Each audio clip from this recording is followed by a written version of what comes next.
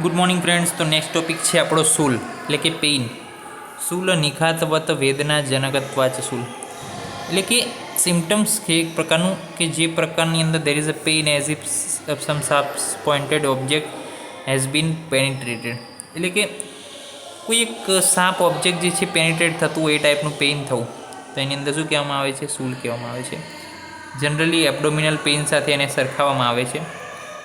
એના નિદાન શું છે? કોના કારણે સૂલ ઉત્પન્ન થાય છે? તો કે આહાર નિદાનમાં વૃક્ષ, શીત, ઉષ્ણ, તીક્ષ્ણ, અમ્લ, ક્ષાર, લવણ, કટુ આહાર સેવન, અસાત્મ્ય સેવન, વિરુદ્ધ આહાર સેવન, સમસન કરીએ. વિહાર નિદાનમાં શું છે? વેગ ધારણ કરીએ, અતિ અધ્વગમન એટલે કે વધારે ભાર ઉપાડીને ફરીએ, અતિ ભારનું સેવન કરીએ, રાત્રિ જાગરણ કરીએ, પ્લસ માનસિક નિદાનમાં ભય, શોક, ક્રોધ, માન, ઉદ્વેગ આ બધું કરીએ તો શું થાય? અજીર્ણની કન્ડિશન અથવા કઈ કન્ડિશન કે જીઆઈટીને શું કરે? અફેક્ટ કરે. તો એબ્ડોમિનલ જે પેઇન ઉત્પન્ન થાય છે એને શું કહેવામાં આવે છે? એને સૂલ તરીકે ઓળખવામાં આવે છે. પૂર્વરૂપ શું છે? અગ્નિમાંદ્ય છે, અરુચિ છે, ગૌરવ છે અને આટોપ છે.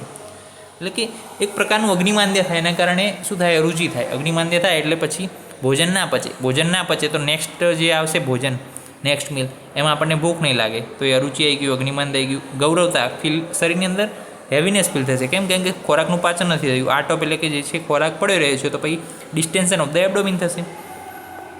હવે એના ટાઈપ છે વાત, પિત્ત, કફ, દ્વંદ્વજ અને ત્રિદોષજ. આવા જે છે 5 ટાઈપ આપેલા છે. ત્યારબાદ પરિણામશૂલની વાત કરીએ તો કે કોલિકી પેઇન ઇન ધ એબ્ડોમિન. પરિણામશૂલ અને અન્નદ્રવશૂલ બંને જે છે અલગ અલગ છે. પરિણામશૂલ એ ડિયોડિનલ અલ્સર સાથે સરખાવવામાં આવે છે અને આ જે છે ગેસ્ટ્રિક અલ્સર સાથે સરખાવવામાં આવે છે. તો પરિણામશૂલની અંદર શું થાય છે? During the digestion of the food જે છે આપણને પેઇન જોવા મળે છે. જ્યારે during the digestion, okay, there are 7 type. વાત, પિત્ત, કફ એ જે છે 7 ટાઈપ હોય. અન્નદ્રવશૂલ શું છે? તો કે કોન્સ્ટન્ટ સિવિયર પેઇન થાય છે irrespective of intake of food એટલે કે તમે ફૂડ લો ત્યારે જે છે irrespective of intake of the food ત્યારે જે છે પેઇન થાય છે. Pain in the abdomen after digestion or during digestion, before digestion or variant time. એટલે કે જુઓ, અન્નદ્રવશૂલની અંદર ગમે ત્યારે પેઇન થાય, જમો ત્યારે, અને આની અંદર during after digestion, okay, during digestion જે છે પેઇન જોવા મળે છે. તો ડિયોડિનલ અને ગેસ્ટ્રિક અલ્સર આપણે અભ્યાસ કર્યો છે. શલ્યતંત્રની લેક્ચર સિરીઝ આપણી યુટ્યુબ પર હાજર છે. પ્લેલિસ્ટમાં જઈને જુઓ. શલ્યતંત્ર સર્જરી પોર્શનની અંદર ત્યાં તમને મળશે બંનેનો તફાવત, એટલે તમને ખ્યાલ આવી જશે. એમાં આ પણ સમજાયેલું છે. અન્ન દોષજ સૂલ. ધ પર્સન સફરિંગ ફ્રોમ અગ્નિમાંદ્ય consume excessive amount the food. તો આમ પ્રોડક્શન થાય અને વાત વધે અને એના કારણે જે છે સિમ્ટમ જે ઉત્પન્ન થાય એ શેના છે? અન્ન દોષજ સૂલના છે. તો શું થાય છે અહીંયા? તો કે અગ્નિમાંદ્ય થાય એટલે આર્મ ફોર્મેશન થાય, આર્મ ફોર્મેશન થાય એટલે વાત વધે એટલે શું થાય? તો કે એબ્ડોમિનની અંદર સિવિયર પેઇન થાય છે.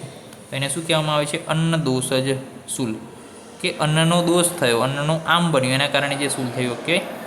પછી કુક્ષિશૂલ. તો કુક્ષિશૂલની અંદર વાત વધ્યો, અગ્નિમાંદ્ય થયું, પેઇન થયું, ક્યાં આગળ? ફ્લેન્ક્સ અને ડિસ્પનિયા જોવા મળ્યું. ઉપદ્રવમાં શું આ બધા ઉપદ્રવ છે કે આટલા ઉપદ્રવ ઉત્પન્ન થાય તો અસાધ્ય રોગ થઈ શકે. સૂલની ચિકિત્સા શું? તો કે વમન, લંઘન, સ્વેદન, પાચન, ફલવર્તી, ક્ષારકુટિકાનો પ્રયોગ. સમન ઔષધિમાં જે છે કામદુધા, ઇંગ્વાષ્ટક, અજમોદાદી, શંખવટી, સૂલ વજ્રમણી, ઇંગ્વાદી. તો ઇંગ્વાદી, કામદુધા અને અજમોદાદી 3-4 ઔષધિઓ આપણે યાદ રાખવી જોઈએ. તો અહીંયા જે છે કેસીનું પેપર 2 પાર્ટ A કમ્પ્લીટલી જે છે પૂર્ણ થાય છે. મોડર્ન ટોપિક બાકી છે, એના વિશે અભ્યાસ આપણે પાછળથી કરીશું. અત્યારે હાલ આયુર્વેદિક ઉપર ફોકસ કરી રહ્યા છીએ. નેક્સ્ટ લેક્ચરમાં મળીશું નવી વેબ સિરીઝ સાથે, નવી લેક્ચર સિરીઝ સાથે. ત્યાં સુધી રજા આપશો. જય હિન્દ, જય ભારત, જય આયુર્વેદ, જય ધન્વંતરી. નમસ્કાર.